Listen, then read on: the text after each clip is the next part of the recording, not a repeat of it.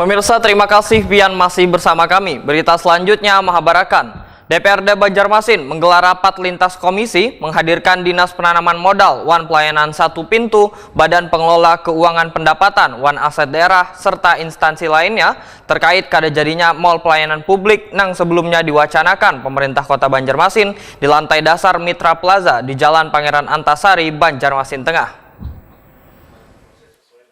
DPRD Banjarmasin menggelar rapat lintas komisi dengan menghadirkan Dinas Penanaman Modal, Wan Pelayanan Satu Pintu, Badan Pengelola Keuangan Pendapatan, Wan Aset Daerah, serta instansi terkait lainnya terkait kada jadinya Mall Pelayanan Publik yang sebelumnya diwacanakan pemerintah Kota Banjarmasin di lantai dasar Mitra Plaza di Jalan Pangeran Antasari, Banjarmasin Tengah. Dalam rapat yang digelar di ruang Komisi 1 DPRD Banjarmasin yang dihadiri pula Wakil Ketua DPRD Banjarmasin Muhammad Yamin ini kada menimbulkan kata sepakat dengan keinginan pemerintah kota yang memindahkan Mall Pelayanan Publik ke gedung kantor Dinas Kependudukan, Wan Catatan Sipil di Jalan Sultan Adam, Banjarmasin Utara.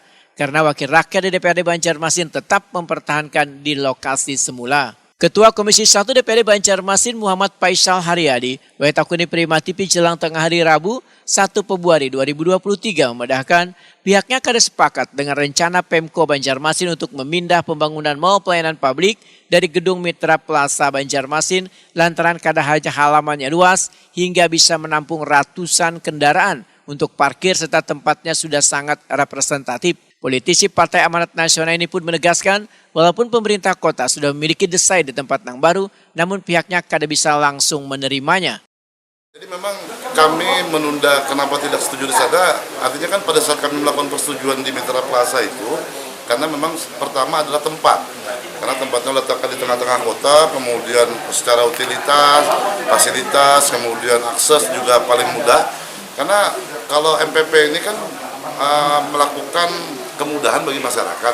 Sementara ini masyarakat kau aja mengurus paspor, kemudian mengurus SIM, kemudian mengurus KTP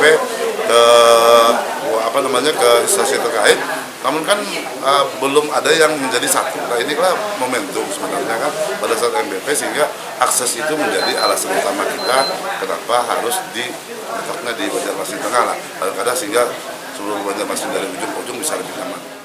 Sementara itu, Kepala Dinas Penanaman Modal, Wan Pelayanan Terpadu Satu Pintu Banjarmasin Aryani menyatakan kada jadinya Mall Pelayanan Publik dibangun di gedung Mitra Plaza Banjarmasin lantaran pemilik gedung mensekentakan ke ranah hukum. Namun untuk mewujudkan Mall Pelayanan Publik ada di Banjarmasin maka dibuatlah tempat alternatif yaitu memindahkannya ke gedung Disduk Capil Wan DPMPTSP Banjarmasin.